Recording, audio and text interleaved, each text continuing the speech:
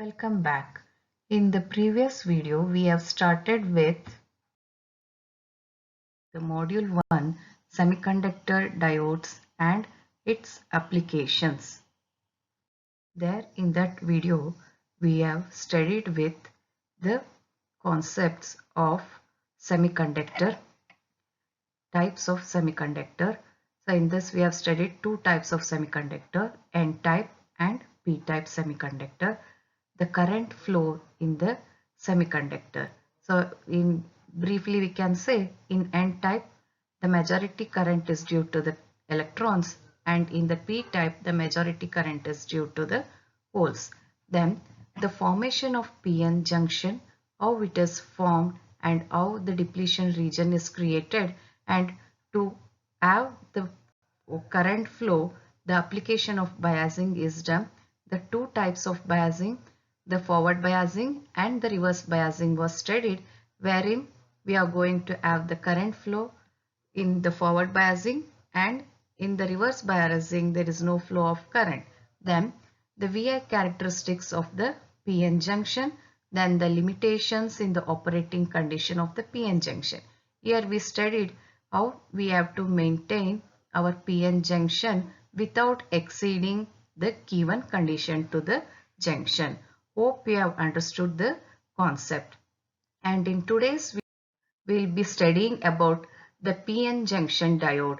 So what is a PN junction diode? The schematic diagram of the PN junction diode, and then the VI characteristics of the diode, and some of the diode parameters that we come in the characteristics curve, and some diode parameters like resistance, maximum forward current, and so on.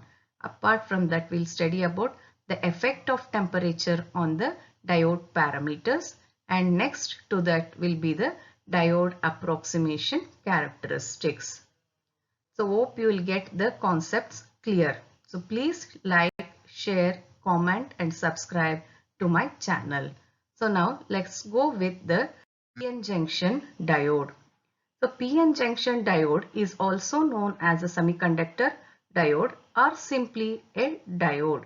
So it is a semiconductor device with two terminals and one PN junction, and its property of this diode is to conduct the current in only one direction, right? So when you say a diode, it is formed by a PN junction only. So this diode is formed by joining P-type and N-type suitably to form a junction called a PN junction. And these are the two terminals connected to the P region and the N region for the external circuitry. So the P anode is connected to the P-type, or you can say the P-type is having a terminal called an anode and the N-type is having a terminal called the cathode. So these are the external terminals needed for external circuitry, that is to apply the voltage across these two terminals for biasing the junction that we have studied in PN junction. How we are going to bias? So that is done by applying a voltage source across these two terminals with some resistors. So this figure shows the schematic diagram of the PN junction. So here we see the arrowhead specifies the P region and the line over here specifies the N region, and also this arrowhead shows the conventional current direction. Now let's go with the biasing of a diode. So we already know what is biasing. Biasing means the application of external voltage source for the PN junction. So why do we need this biasing? The biasing is essential to have proper flow of current. Flow or continuous flow of current. So already we know there are two types of biasing. One is forward bias and the other one is reverse biasing. So in the forward biasing and the reverse biasing, we know the condition to apply the voltage source. The same is applicable to the diode also. So already we know with the schematic diagram of the diode. So this will be the schematic diagram.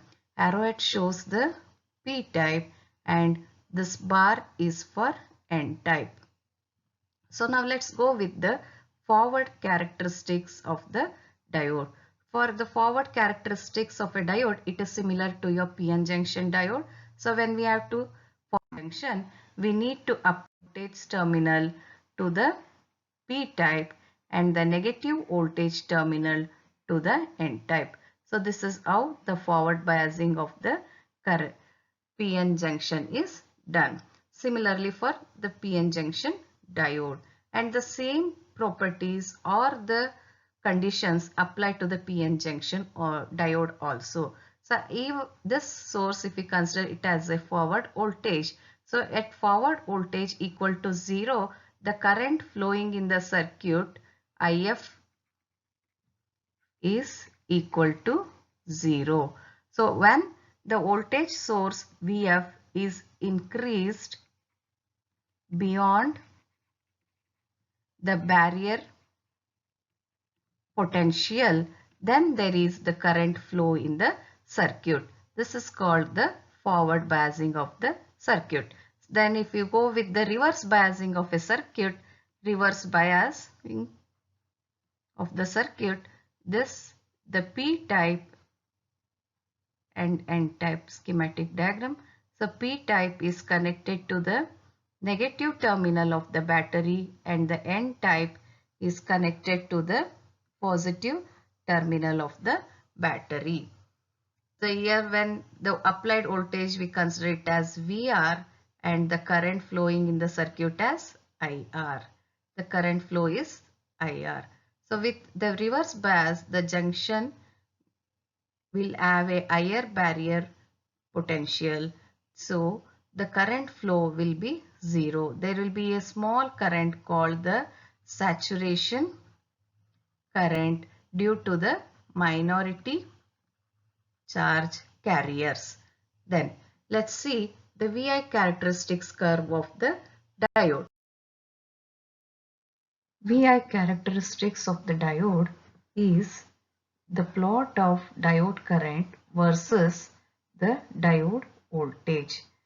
So now let's see the forward characteristics and the reverse characteristics being plotted on the VI curve.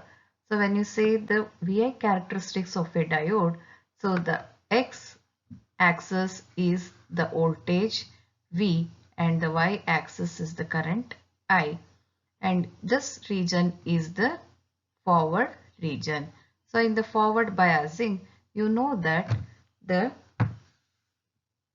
diode is forward biased and means the P region will be connected to the positive terminal of the battery and the N region will be connected to the negative terminal of the battery. Then there will be no voltage when the applied voltage is 0. So as and when the voltage increases, the barrier potential will be overcome and there will be a flow of majority charge carriers, and after this particular point there is a sudden increase or exponential increase in the current with the increase in this forward voltage. So on this forward characteristics curve, we have some important points to be noted. So one is the knee voltage. So when you say the knee voltage, it is the minimum voltage required for the movement of charge carriers. For silicon, it is 0.7 volts and for germanium, it will be 0.3 volts. Okay.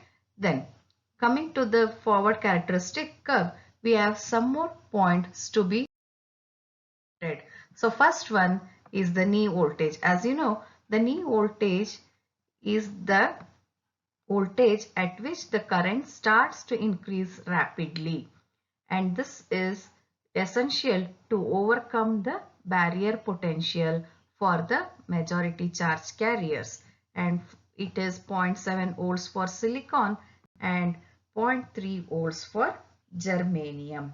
And one more parameter on the forward curve is the bulk resistance. So when you say the resistance, so it is the resistance offered for the flow of current in the PN junction. So as we know that in the forward biasing, so when we forward bias a PN junction or a diode, so this will be the forward biased curve circuit. So with V equal to 0, there will be no current flow in the circuit. Hence we say that there is a lot of resistance for the flow of majority charge carriers, and that resistance is offered by the barrier potential. So this will be offered by the barrier potential. To overcome this, we have to increase this voltage V to a knee voltage. So at the knee voltage, the barrier potential will be equal to 0, and hence there will be the movement of majority charge carriers, and that says that there is a low resistance for the flow of majority charge carriers, and that low resistance, what we say, can be considered as the bulk resistance. So it is due to the offered by this p-type semiconductor and also by the n-type semiconductor. So here we see to the equation that the resistance offered for the flow of current or the majority charge carriers is called as the bulk resistance, and it is the sum of the resistance offered by the p-type semiconductor and the resistance of the n-type semiconductor. And this bulk resistance depends on the size of the p and n regions, and also it depends on how heavily they are doped in the semiconductors. And the next one is the maximum DC forward current. So already we have studied in the PN junctions limitations. So there the ratings what we have studied is one of the parameter here. Maximum DC forward current. This is the current a diode can safely handle without shortening its life or degrading its characteristics. That means without arming to the diode. Without arming the diode, we need to maintain the diode by this maximum current.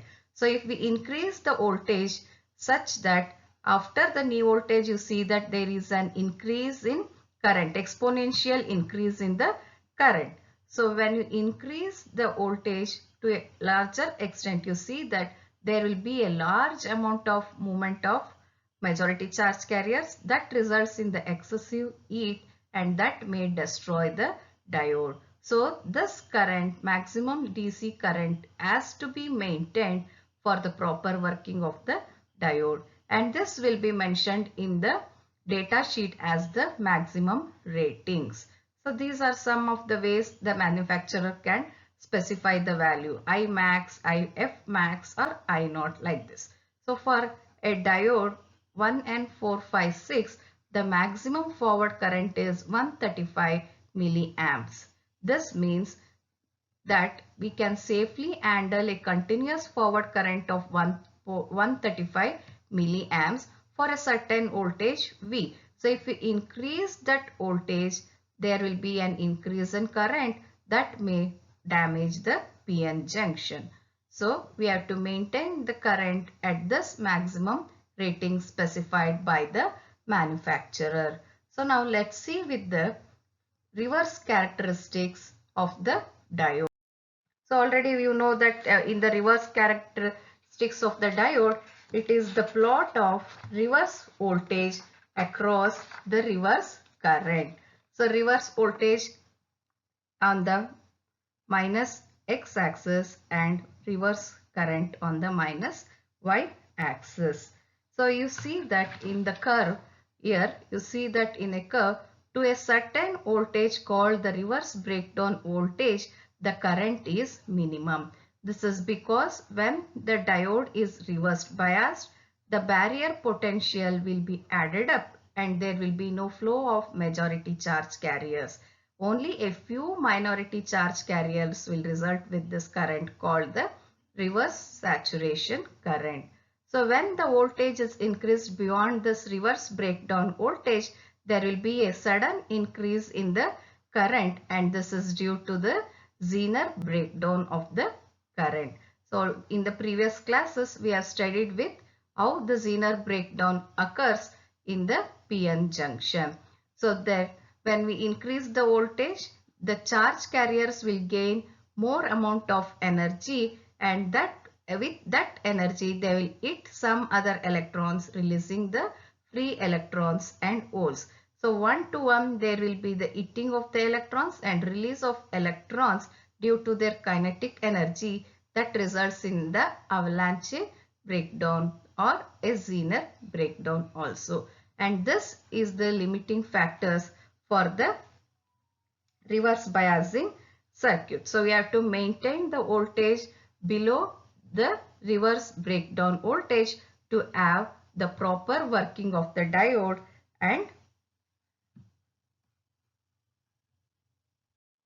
and the minimum value of current is 50 microamps for germanium and 20 microamps for silicon.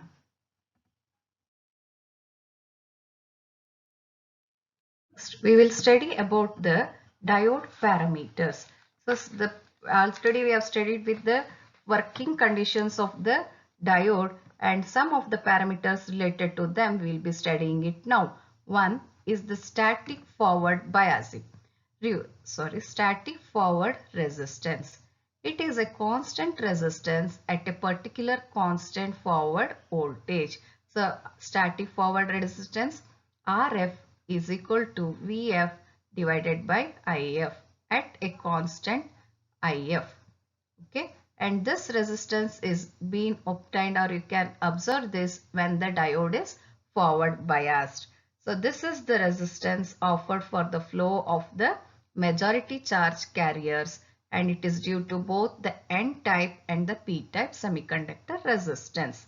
And secondly, the static reverse resistance. So we observe this resistance for the flow of current when the diode is reversed bias, and it is defined as the constant resistance at a particular reverse bias voltage. So R is the representation for reverse resistance, and it is the ratio of VR with IR at a constant value of IR. The other parameters that are essential for solving the numerical problems are as follows over here. VF, the forward voltage drop. So this is the voltage at which you are going to have the current conduction in the forward biasing. IF max. This is the maximum forward current that the diode can pass with the maximum power dissipation, or also you can say this is the current till the diode can pass without breakdown of diode. And IR is the reverse saturation current, and that should be maintained in the diode. VBR, reverse breakdown voltage, the voltage at which the junction breaks down and results in a maximum current. And small letter RD is the dynamic resistance, so that we'll see the next. These values are the quantities that are normally listed on the data sheet and provided by the manufacturer. Some of these parameters can also be determined by the characteristics of the diode using some equations. So next, we'll see what is the dynamic resistance. It is the resistance offered to the changing levels of forward voltage, also known as incremental resistance or AC resistance. So when you consider this forward characteristics curve, so the dynamic resistance, when you say, it is observed on the forward curve. So here the incremental value of Vf, that is delta If and delta Vf, will be taken to determine the dynamic resistance RD, and this dynamic resistance RD is equal to delta VF by delta IF. So by considering the minimum voltage, we define one more resistance RD prime. This gives only the AC resistance for the junction. So with the application of AC voltage, so whenever we apply an AC voltage, this gives the AC resistance offered by the junction. RD prime is equal to 26 millivolts divided by IF. So this is due to the application of AC voltage. So here in the equation RD, that is equal to delta VF by delta IF from the characteristics curve. So here we are going to get both with the AC content and the DC voltage applied for the junction. So this resistance RD will be slightly larger than RD prime, which is only due to the current flowing with the application of AC voltage, or considering the AC quantity. So these are some of the parameters which are essential for solving the numerical problems, and further it will be used in all of your applications. So now let's see the temperature effects on the PN junction diode. So even in the junction, just in the PN junction also we have studied with the temperature, there will be changes in some of the parameters. So even here we go with what are all the changes that is affected by the temperature. So firstly is the reverse saturation current. So already you know what is reverse saturation current. It is due to the minority charge carriers when the diode is reverse biased. So when the diode is reverse biased, we see that there will be a small minority charge carriers moving across the PN junction. So this minority charge carriers can be increased by or decreased by the change in temperature. So the rise in temperature causes the electron breakdown, resulting in increase in minority charge carrier. Thus in turn increases the reverse current. So how it is going to vary is given here.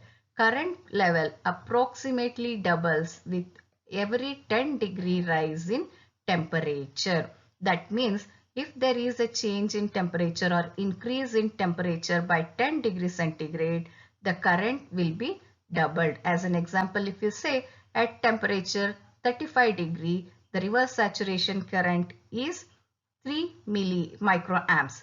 So if we increase the temperature to 10 degrees centigrade, so by 10 degree, there will be a rise in current, and that will be 6 microamps. So this is one of the parameter affected by the temperature.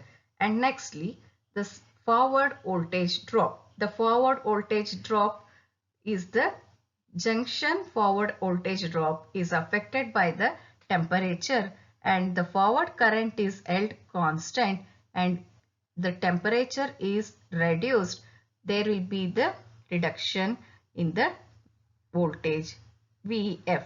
So this, when you say the forward voltage drop, it is the forward voltage essential for the movement of electron. So that is our VF. So we can say VF. Usually it is 0.3 volts for germanium and 0.7 volts for silicon. And this is essential for the movement of majority charge carriers. And this is affected by the temperature. The temperature coefficient for the forward voltage on the PN junction is approximately minus 1.8 millivolts per degree centigrade for silicon and minus 2.2 millivolts per degree centigrade for germanium. That means for every 1 degree rise in temperature, there is the reduction of the voltage by minus 1.8 millivolts for silicon, and for germanium minus 2.2 millivolts. So with the increase in temperature, there is going to be the reduction in the forward voltage drop. Of the forward voltage at a temperature can be done using this temperature coefficient, and it is presented in the next slide. And the next parameter is the diode power dissipation.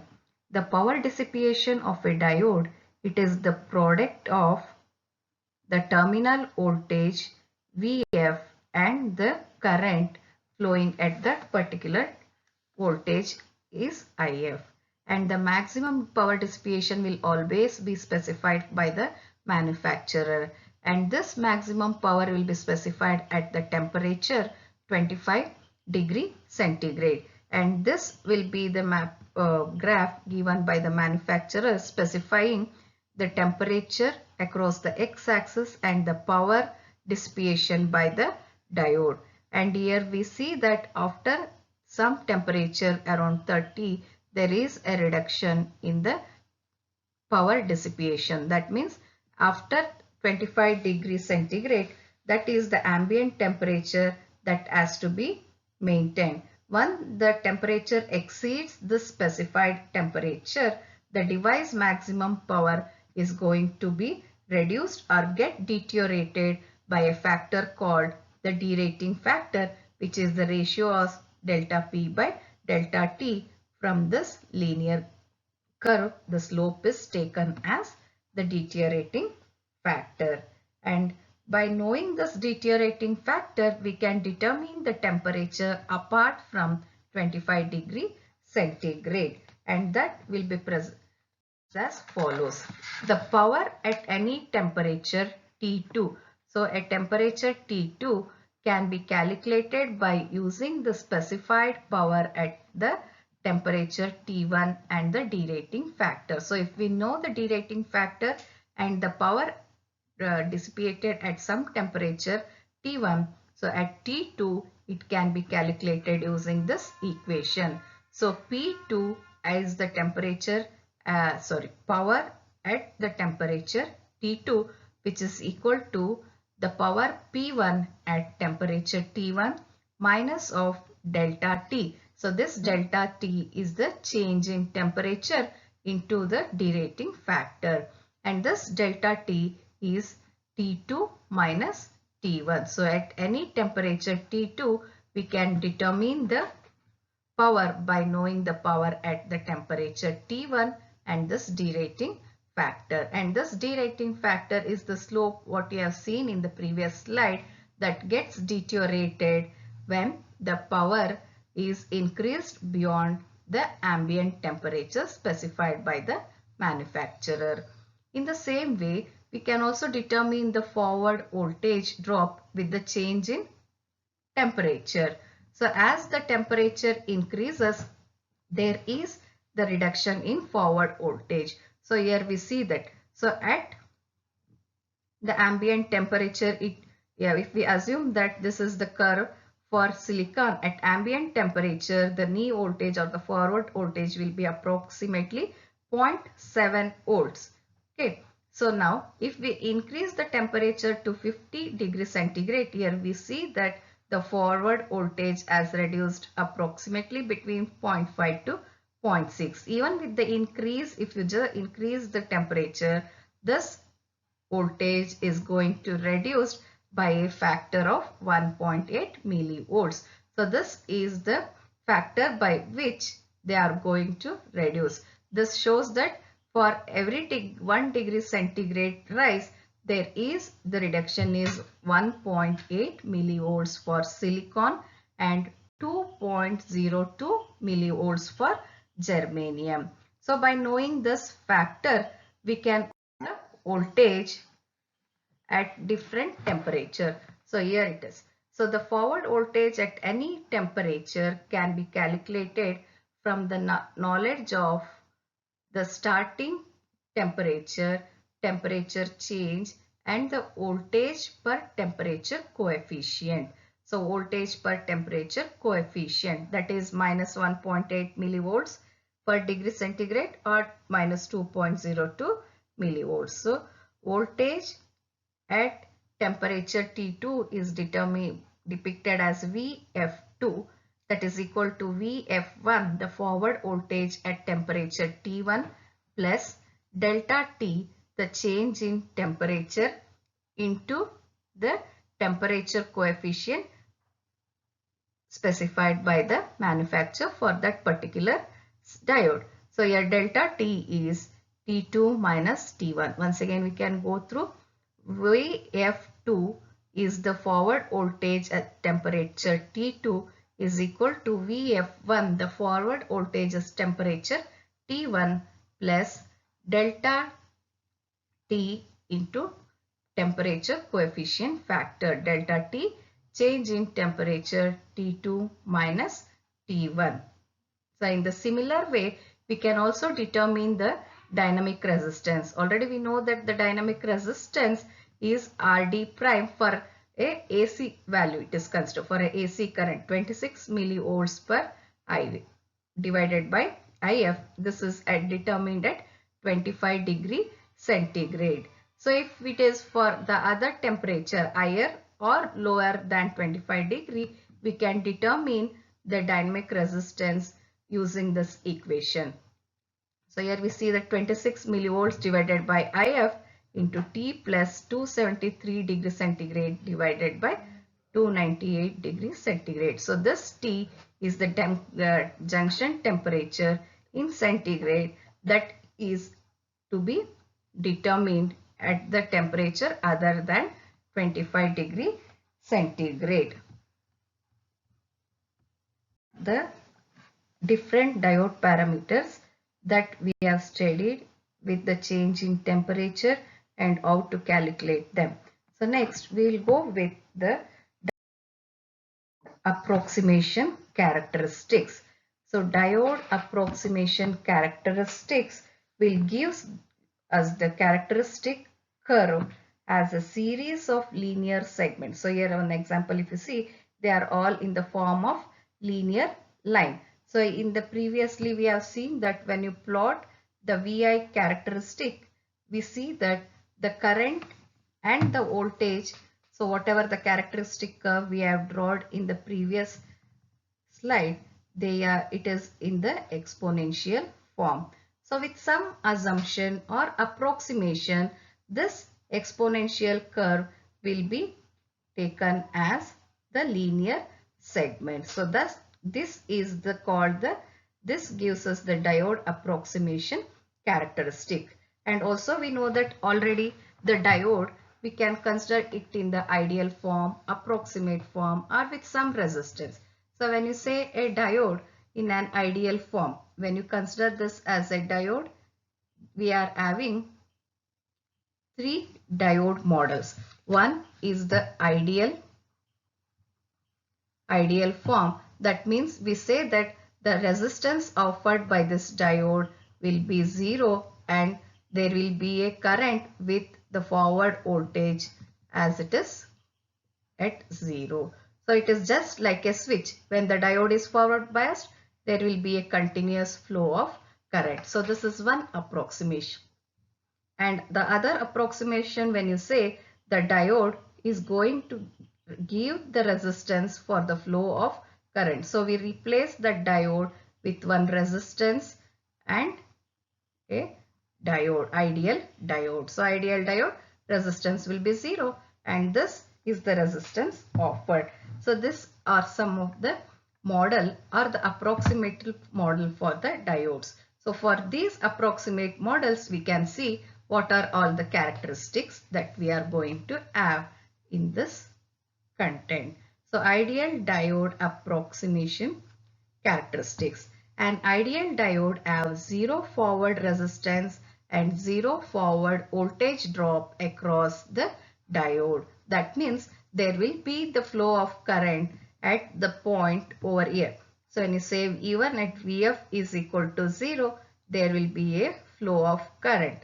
And also have infinite resistance when reverse bias. Infinite resistance, when you say the current will be 0 for resistance as infinite in the reverse biasing. This will be the curve for that. So here we are taking the linear lines. See, the linear segments are used so to determine or write the characteristics.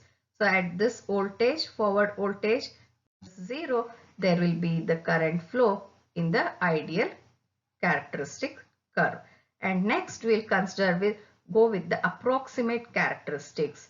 In this circuit with the supply voltage larger than the diode forward voltage drop, Vf is assumed to be constant without introducing any error. That means at a forward voltage of 0.3 volts, so till 0.3 there exists a resistance. So after that the resistance is 0 and there is a complete rise in the current. And during the reverse biasing, so here the resistance is infinite and the current flow is equal to 0. So this is 0.3 volt for germanium, and similarly if we go with the silicon, here we will be having a characteristics as follows, and this is the voltage at 0.7 volts, and this will be the approximate characteristics for a silicon. So here when you say approximate characteristics, there exists a resistance till the forward voltage drop Vf or your knee voltage, and after that the resistance will be 0. And more model is the piecewise linear model. So when I say the piecewise linear model, here it is the straight line approximation for the forward characteristics curve of the diode. To construct this characteristics, Vf is first marked on the x-axis. So first we are going to mark the voltage Vf. So that is known, and till that we assume the resistance is there with no current. There exists a resistance and the current I is equal to 0. So that is till the point A or Vf equal to 0.3 volt or 0.7 depending on the diode. So from there we are going to draw a straight line equal to the dynamic resistance of the diode. So we know that the resistance offered during the forward bias is called as the dynamic resistance Rd. Due and taking the slope to be equal to Rd, we are going to draw the straight line, and this gives the piecewise linear characteristics curve. And these approximate models are going to help us to solve the real world examples or real world application. Usually that will be used in the real world application. So in this slide or in this video, we learnt about the PN junction diode, the biasing of the PN junction and the current flow in the PN junction.